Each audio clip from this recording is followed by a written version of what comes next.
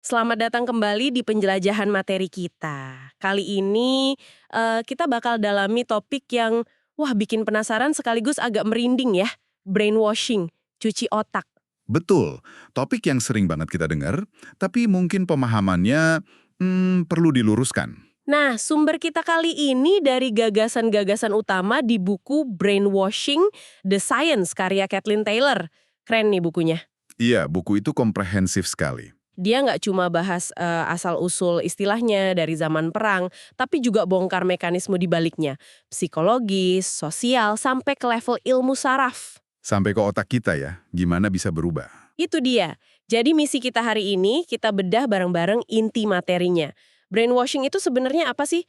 Bukan cuma yang di film-film kan? Jauh, jauh dari itu. Wah, banjir banget. Relevan sekali memang. Kita mulai dari akarnya dulu kali ya. Istilah brainwashing ini kan ternyata lumayan baru ya, dari tahun 50-an ya. Iya, relatif baru, dipopulerkan sama agen CIA Edward Hunter, waktu Perang Korea itu. Buat apa tuh? Ya, itu buat ngasih label ke tentara Amerika yang ditawan, terus kok kayaknya pindah haluan gitu, jadi pro-komunis. Fenomena yang aneh dan menakutkan buat Amerika waktu itu. Jadi semacam senjata psikologis gitu ya awalnya? Bisa dibilang begitu. Istilahnya sendiri, brainwashing, itu terinspirasi dari konsep Tiongkok Xinao, Shinao? yang artinya harfiah ya cuci otak. Tapi metafora membersihkan pikiran itu udah lama banget ada. Bahkan filsuf kayak Mencis udah nyinggung ide serupa. Menarik ya. Jadi istilahnya lahir dari kebutuhan politik dan militer saat itu? Persis. Dan ini penting, dari awal istilah ini udah nggak netral. Buat Tiongkok mungkin itu reformasi pemikiran, sesuatu yang positif lah. Pendidikan ulang gitu? Mungkin ya, tapi buat Amerika, jelas itu ancaman, sesuatu yang negatif. Ini nunjukin betapa subjektifnya label cuci otak itu. Bisa jadi cara untuk menjelekkan musuh tanpa perlu introspeksi juga. Oke. Jadi kita udah tahu asal-usulnya. Sekarang intinya menurut Taylor dan juga Robert Lifton yang sering dikutip, apa sih brainwashing ini? Bukan sihir kan? Bukan sama sekali. Intinya, ini adalah bentuk pengaruh sosial yang ekstrim, pakai paksaan atau penipuan yang sistematis. Tujuannya? Mengubah keyakinan inti dan perilaku seseorang secara radikal. Dan kuncinya, seringkali di lingkungan. Lingkungan yang sengaja dibuat untuk mengisolasi dan menekan si individu. Jadi bukan hipnosis kayak di panggung gitu ya, lebih ke Manipulasi psikologis terstruktur. tepat, manipulasi yang direncanakan. Lingkungan terkontrol ini kayaknya penting banget ya. Tapi sebelum ke sana, ada satu ide dasar dari Taylor yang bikin saya mikir. Cara kita lihat pikiran kita sendiri. Ah, iya. Yang soal berlian dan tanah liat itu ya? Iya, kita kan sering mikir, pikiran kita, prinsip kita, itu udah solid, kayak berlian. Keras, susah berubah. Tapi Taylor bilang, pikiran kita itu lebih mirip tanah liat, gimana tuh? Metafora ini penting banget. Ini nunjukin konsep inti dalam neuroscience. Plastisitas otak. Plastisitas, artinya lentur gitu. Betul, otak kita itu secara fisik dan fungsional bisa berubah terus, sebagai respons terhadap apa yang kita alami. Ini bukan teori aja loh. Ada contohnya? Contoh klasiknya phantom limb. Orang yang tangannya diamputasi, tapi masih bisa merasakan tangannya itu. Itu bukti nyata kalau peta di otak kita itu bisa banget menyesuaikan diri. Otak kita nggak kaku. Wow, oke. Jadi otak kita ini lunak, terus keyakinan kita gimana? Ide-ide yang kita pegang erat itu, gimana terbentuknya di otak tanah liat ini? Buku ini pakai istilah cobwebs. Cobwebs atau jaringan kognitif. Bayangin aja kayak jaring laba-laba, koneksi antar sel saraf di otak. Tiap jaring ini mewakili satu ide atau keyakinan atau ingatan. Makin sering dipakai, makin kuat jaringnya. Persis. Makin sering diaktifkan atau makin kuat emosi yang nyantol di situ, koneksinya makin tebal, makin kuat. Itu dasar biologis keyakinan kita. Dan kayaknya keyakinan yang kuat, simple terus emosional, itu yang paling susah diubah ya. Terutama ide-ide abstrak kayak kebebasan, keadilan, yang disebut Taylor ide-ide halus. Betul sekali. Justru karena abstrak, ambigu, dan sering banget muatan emosinya tinggi, ide-ide ini jadi sasaran empuk manipulasi. Kan susah diuji pakai fakta langsung. Jadi cobwebs untuk ide-ide ini bisa jadi tebal dan kuat banget ya, susah digoyang. Iya, kalau ada info baru yang bertentangan, otak kita cenderung nggak nyaman, Itu namanya disonansi kognitif. Nah, daripada nggak nyaman, seringkali kita malah nolak info baru itu atau cari-cari alasan biar keyakinan lama kita aman.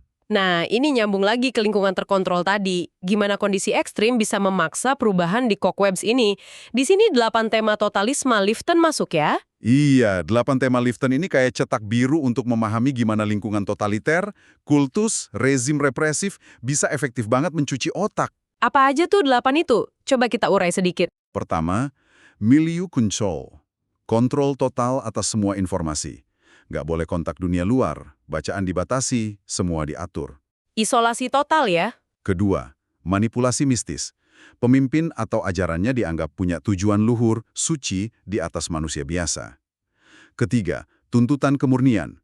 Dunia dibagi dua aja, hitam putih, kita yang suci lawan mereka yang kotor. Nggak ada abu-abu. Nggak ada. Keempat, kultus pengakuan dosa. Nggak ada privasi, semua dosa pikiran atau perbuatan harus diakui di depan umum. Kelima, ilmu suci. Doktrin kelompok adalah kebenaran absolut, nggak boleh dipertanyakan. Kayak dogma ya? Betul. Keenam, pembebanan bahasa. Pakai jargon khusus, slogan-slogan yang membatasi cara berpikir. Bahasa jadi penjara. Ketujuh, doktrin di atas individu. Pengalaman pribadi nggak penting kalau nggak sesuai doktrin. Terakhir, penentuan eksistensi. Kelompok merasa berhak nentuin siapa yang layak hidup atau enggak. Siapa yang bagian dari kami atau musuh. Gila ya. Kebayang langsung novel 1984, Orwell, Newspeak, Thought Police. Persis. Atau contoh nyata kayak kultus keluarga Manson atau People's Temple di Johnstown yang bunuh diri massal itu. Polanya sering mirip. Ada pemimpin karismatik. Yang mungkin punya masalah psikologi sendiri, terus dia manfaatin orang-orang yang lagi rapuh, diisolasi, terus 8 prinsip totalis tadi diterapin pelan-pelan atau cepat. Kontrolnya jadi dalam banget. Dan buku ini juga nyinggung KDRT ya, kekerasan dalam rumah tangga. Kok bisa disamain? Karena mekanismenya bisa mirip, meski skalanya mikro. Pelaku KDRT itu sering pakai taktik isolasi, kontrol finansial, ngancurin rasa percaya diri korban pelan-pelan. Itu kan mirip milieu kontrol, merusak individu. Disebut sebagai salah satu bentuk kontrol paling ekstrim di ranah privat. Bener juga ya. Analoginya kayak merebus katak pelan-pelan. Nggak sadar udah matang. Kurang lebih gitu. Oke, itu tadi situasi ekstrim. Tapi, apa cuci otak ini cuma ada di kultus atau KDRT aja? Gimana sama pengaruh yang lebih halus di hidup kita sehari-hari? Iklan, media, gimana tuh? Nah, ini bagian yang menarik. Taylor nggak bilang satu iklan langsung nyuci otak Anda, ya. Bukan gitu. Tapi, Tapi dia bilang, paparan terus-menerus ke pesan-pesan tertentu, misalnya dari budaya konsumerisme, kalau mau bahagia harus kaya, harus punya barang ini itu, secara kumulatif bisa ngebentuk cobwebs kita tanpa kita sadar. jadi efek jangka panjang gitu ya. Nggak kerasa tapi ngefek. Iya, lebih halus, tapi dampaknya bisa luas ke cara kita mandang dunia dan nilai-nilai kita. Di sini jadi relevan sama 6 senjata pengaruh Cialdini yang juga dibahas itu ya. Komitmen, timbal balik, bukti sosial. Betul, komitmen dan konsistensi, timbal balik, bukti sosial, ikut orang banyak, kesukaan, kita nurut sama orang yang kita suka, otoritas, nurut sama ahli atau figur berwenang, dan kelangkaan, makin langka, makin pengen. Itu kan trik marketing banget ya. Iya, tapi prinsip psikologisnya berlaku luas. Kenapa kita gampang banget dibujuk? Cialdini ngasih penjelasannya. Contohnya bukti sosial. Kalau semua orang kayaknya suka A, kita jadi ikut-ikutan pengen A tanpa mikir panjang. Atau komitmen. Sekali bilang iya buat hal kecil, besoknya lebih gampang bilang iya buat yang lebih besar. Nah, Taylor pakai ini buat nanya. Jangan-jangan kita ini udah kayak di Brave New World, novelnya Huxley itu. Yang orang-orangnya bahagia tapi dalam perbudakan kenyamanan. Iya, kita mencintai kenyamanan, konsumsi, sampai mungkin kita nggak sadar udah mengorbankan sebagian kebebasan berpikir kita. Pertanyaan yang cukup menusuk ya. Iya juga sih. Oke, selain iklan, pendidikan gimana? Kan tujuannya mulia ya, mencerdaskan. Tapi apa dia juga bisa dibilang membentuk pikiran? Secara fungsi pasti. Pendidikan kan ngajarin kita cara pandang tertentu, norma, nilai, bahkan ideologi. Filsuf Althusser nyebutnya aparat ideologis negara. Walaupun tujuannya beda sama iklan ya, ini kan buat pengetahuan, bukan untung. Tujuannya beda, tapi proses menanamkan ide itu ada. Makanya bisa jadi kontroversial. Contohnya, kurikulum sejarah mau fokus kemana? Atau perdebatan teori evolusi di beberapa negara. Itu kan nunjukin pendidikan juga membentuk cogweb secara sistematis. Termasuk bidang kesehatan mental juga disorot ya. Ada potensi penyalahgunaan nggak di situ? Ada kritik, misalnya dari gerakan anti-psikiatri, kayak Foucault atau SAS.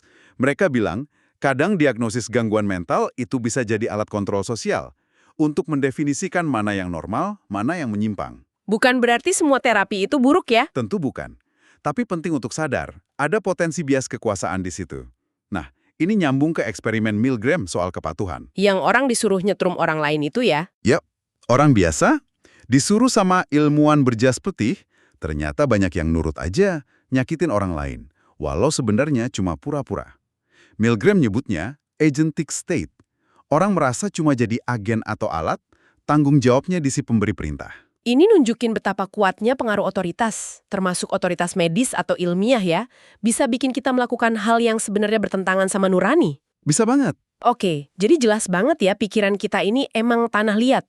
Bisa dibentuk macam-macam pengaruh, dari yang kasar sampai yang halus banget. Sekarang kita fokus ke otaknya nih. Apa yang bikin dia rentan? Tapi juga apa pertahanan kita? Kuncinya ya balik lagi ke plastisitas tadi. Otak kita dinamis. Sumber Anda bahkan nyinggung soal diet. Diet, makanan gitu. Iya. Contohnya, asam lemak dari ikan berminyak itu bisa mempengaruhi kelenturan membran sel saraf kita, yang ujung-ujungnya bisa ngefek ke fungsi kognitif kita. Ini contoh kecil aja, betapa otak kita itu responsif banget sama lingkungan internal dan eksternal. Tapi kelenturan ini juga berarti gampang diubah ya? Itu kerentanannya. Betul, itu dua sisi mata uang. Nah, yang pegang peran gede banget dalam kerentanan ini adalah emosi. Emosi ya? Kenapa tuh? Emosi itu kan respons purba ya, kuat banget, bisa membajak logika kita. Otak kita tuh pinter banget ngaitin sensasi fisik di badan kita, jantung deg-degan, perut mules, sama kejadian di luar. Ini yang disebut Damasio, penanda somatik. Terus manipulator manfaatin ini gimana? Mereka bisa bikin alarm palsu. Misalnya, terus-terusan ngaitin rasa takut atau jijik sama kelompok tertentu atau ide tertentu. Kayak propaganda anti-imigran yang dibahas Taylor. Lama-lama, emosi negatif itu nempel ke targetnya. Dan fungsi berpikir rasional kita di korteks prefrontal, PFC, jadi kayak terbypass gitu. Jadi emosi ngambil alih logika. Bisa dibilang gitu. Ada eksperimen menarik dari Schachter dan Singer soal ini. Gimana tuh? Orang disuntik adrenalin biar badannya terangsang fisiknya. Tapi dikasih info beda-beda soal efek suntikannya. Ada yang dikasih tahu benar, ada yang salah, ada yang nggak dikasih tahu. Terus, mereka ditempatin sama orang lain, aktor, yang bersikap gembira atau marah. Hasilnya? Hasilnya, orang yang nggak tahu kenapa badannya bereaksi gitu, interpretasi emosinya ngikutin si aktor. Kalau aktornya marah, dia ikut merasa marah. Kalau aktornya gembira, dia ikut merasa gembira. Wah, jadi sensasi fisik yang sama bisa diartikan jadi emosi yang beda, tergantung kita mikirnya gimana dan lingkungan sekitar gimana. Tepat. Ini nunjukin kalau emosi kita itu nggak otomatis muncul dari badan aja. Ada proses interpretasi kognitif dan pengaruh sosial yang kuat banget. Contoh ekstrimnya ada nggak? Ada. Sindrom Capgras. Orang yakin kalau orang terdekatnya, misalnya pasangan atau anaknya, udah diganti sama penipu yang mirip banget. Dia kenal wajahnya, tapi rasa familiar, koneksi emosionalnya itu hilang, putus. Ini nunjukin vitalnya hubungan antara kenal secara kognitif dan rasa secara emosional. Oke, kalau emosi bisa sebegitu cair dan dimanipulasi, apa dong benteng pertahanan kita? Tadi disebut PFC, korteks prefrontal. Iya, PFC ini ibaratnya CEO atau komandan otak kita. Tugasnya berat, analisis logis, ngerencanain masa depan, nahan impuls, belajar dari pengalaman. Ini yang bikin kita bisa berhenti dan berpikir. Jeda dulu sebelum beraksi gitu ya? Betul, nggak langsung nurutin emosi atau kebiasaan. Kita evaluasi dulu situasinya. Jadi PFC ini kayak rem kognitif kita. Pas lihat iklan diskon gede atau baca berita provokatif, PFC ini yang harusnya kerja. Tunggu dulu, beneran butuh nggak? Ini sumbernya valid nggak? Idealnya begitu, tapi Tapi, proses berhenti dan berpikir ini butuh energi. PFC bisa capek. Kalau kita lagi stres berat, kurang tidur, atau kena pengaruh obat-obatan, kemampuan ngerem ini bisa melemah. Jadi lebih gampang impulsif atau kebawa emosi ya? Betul. Taylor juga bedain antara awareness, kesadaran pasif, kayak pas kita dengerin musik, sama monitoring, pemantauan aktif pakai PFC, pas kita lagi fokus analisis sesuatu.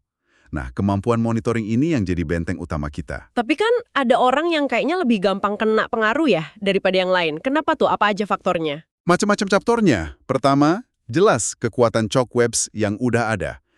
Kalau keyakinan udah kuat banget, susah digoyangnya. Kedua, kapasitas PFC tiap orang beda-beda. Umur ngaruh, remaja PFC-nya belum matang. Pendidikan, tingkat stres, kesehatan fisik. Terus apa lagi? Ketiga, tingkat dogmatisme. Seberapa kaku atau fleksibel pikiran seseorang nerima ide baru. Keempat, sensitivitas terhadap stres. Ada orang yang lebih gampang panik atau cemas. Kelima, ada yang namanya reactance. Reactance? Apaan tuh? Kayak reaksi alergi? Bukan, lebih ke reaksi penolakan otomatis. Kalau kita merasa kebebasan kita mau direbut atau dibatasi, kita cenderung langsung nolak, pengen ngelawan. Oh, kayak anak kecil dilarang mainan, malah makin pengen ya? Nah, itu akarnya dari situ, fase terrible twos. Orang yang reactance-nya tinggi mungkin susah dipaksa terang-terangan. Tapi, ironisnya, mereka bisa jadi tetap rentan sama bujukan halus yang nggak kerasa kayak ngancam kebebasan mereka. Jadi kuncinya apa dong biar nggak gampang terpengaruh? Kesadaran diri, sadar kalau pikiran kita ini tanah liat, bukan berlian. Sadar kita punya bias, emosi kita bisa dimainin, dan kita perlu aktif pakai PFC kita. Ini jadi nyambung ke pertanyaan filosofis ya. Kalau pikiran kita bisa dibentuk gini, kehendak bebas kita tuh gimana? Beneran ada nggak sih? Nah, ini debat panjang filsafat, determinisme lawan kehendak bebas. Buku ini ngambil posisi tengah, kompatibilis. Kompatibilis. Maksudnya? Maksudnya, kehendak bebas sama determinisme, ide bahwa semua ada sebab akibatnya, itu bisa jalan barengan.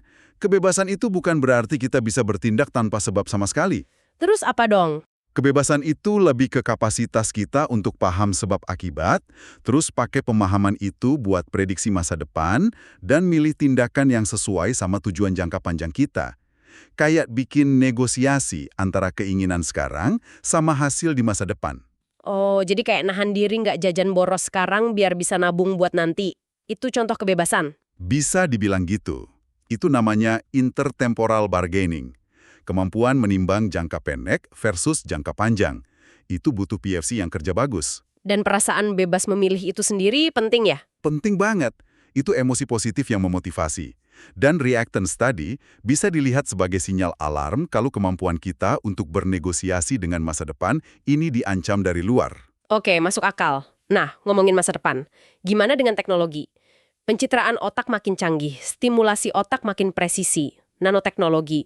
Apa ini nggak bahaya buat manipulasi pikiran? Potensi bahayanya ada banget. Dan ini isu etis yang serius.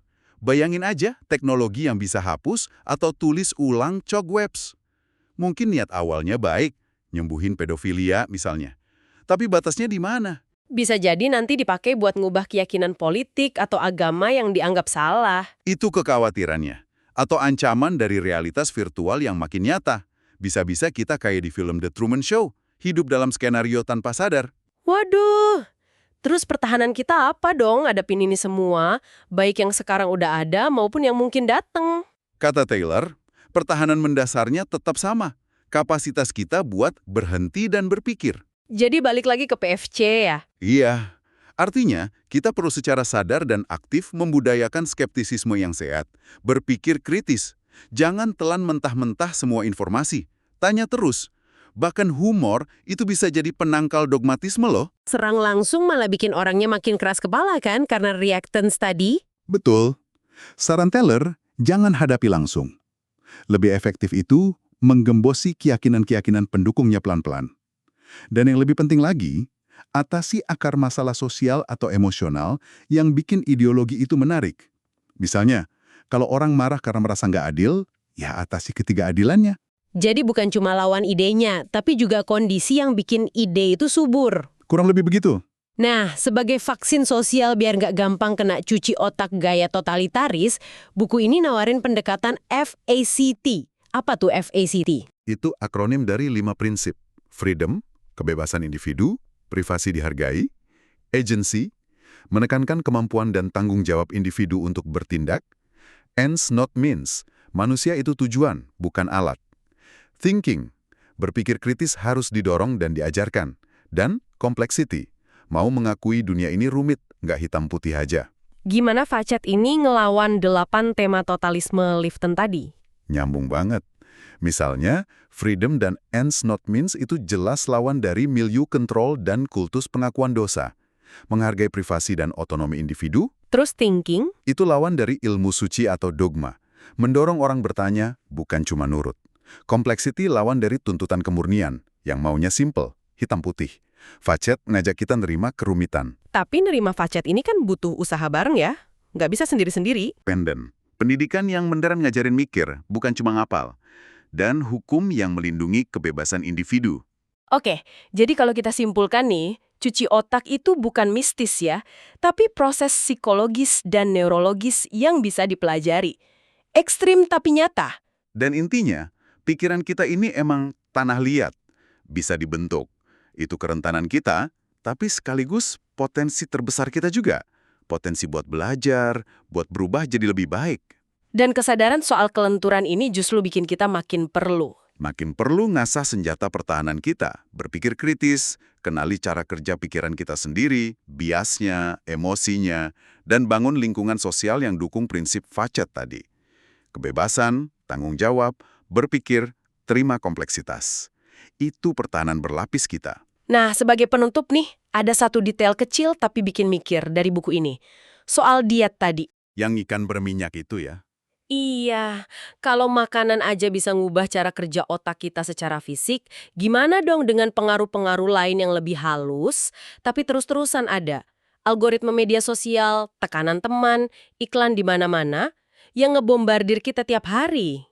Pertanyaan bagus. Seberapa besar sih sebenarnya kendali sadar yang kita punya atas pikiran kita? Dan seberapa banyak dari kendali itu yang bisa kita perjuangkan buat ditingkatkan? Itu mungkin yang perlu kita renungkan masing-masing ya.